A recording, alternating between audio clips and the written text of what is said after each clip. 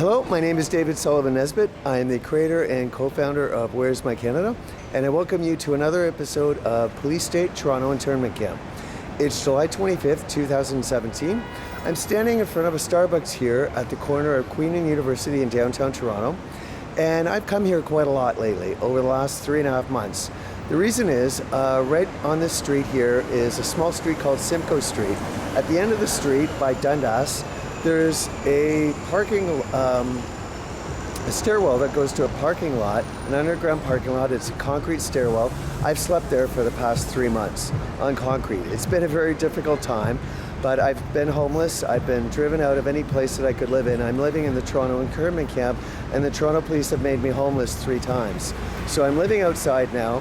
I was thinking today, this Starbucks has become my home away from home. So I wanted to send a message to Starbucks chairman Howard Schultz to thank him for the hospitality that this Starbucks has given me over the past couple of months. The people inside who work there have been very friendly and very courteous. Some of them are under secret police control, so they've had to say things and do things that aren't the greatest things, but I understand that. They're under a lot of pressure. Every morning, though, I would be woken up by sound explosions to make sure I was awake, and I was completely being controlled by the Toronto police at all times. I was woken by sound explosions, and I would come down to the Starbucks around 6:30 and have a coffee and do some work. Quite often I'd have a shave and get cleaned up a bit, but this Starbucks to me has been my home away from home. The people who work here have been very courteous and friendly.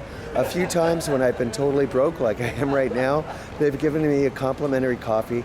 They've been outstanding. They've been really supportive of me. Just very quickly, in May of 2016, I was visiting a friend in Prince Edward Island, and I was kidnapped. I was kidnapped by the Toronto police, by Bill Blair, by Stephen Harper, the former Canadian Prime Minister, and by the current Canadian Prime Minister, Justin Trudeau.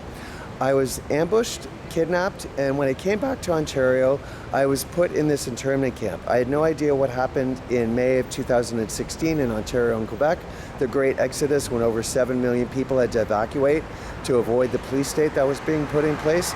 I was tricked and deceived into coming back into it, and now I'm trapped. I've been kidnapped, I've been imprisoned, I haven't appeared before a judge, I have no idea what the charges are. I am tortured relentlessly every day. That's why this Starbucks to me is a home away from home, and why I'd like to say thank you to Starbucks for being so courteous and warm and friendly to me. Let's just quickly have a look at it. I'll just show you where I live.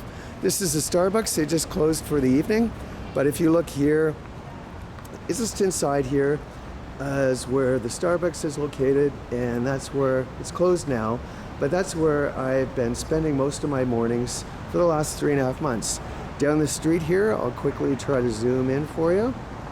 At the end of the street, this is Simcoe Street, this tiny street here, and about halfway down is where the the American Embassy is on the east side, on the right-hand side.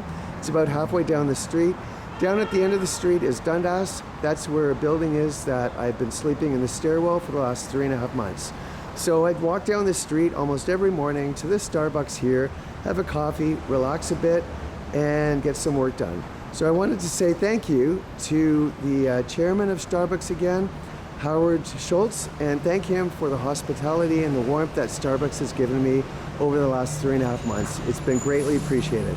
Thank you very much, Howard.